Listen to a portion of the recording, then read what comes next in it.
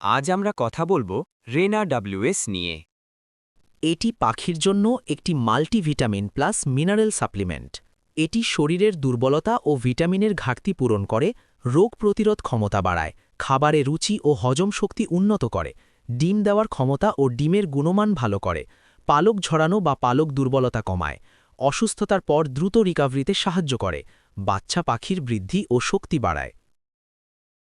খাওয়ানোর নিয়ম: 1 লিটার পানিতে 1 গ্রাম, প্রায় 4 ভাগের 1 চা চামচ, সপ্তাহে 2 থেকে 3 দিন। খাবারের সাথে 1 কেজি খাবারে 1 থেকে 2 গ্রাম।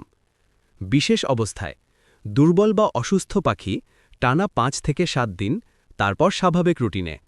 ডিমের সময় সপ্তাহে 3 দিন। সতর্কতা: নির্ধারিত মাত্রার বেশি দেবেন না। প্রতিদিন নতুন পানি বানিয়ে দিন। অন্য ভিটামিনের সাথে একসাথে বেশি দিন না।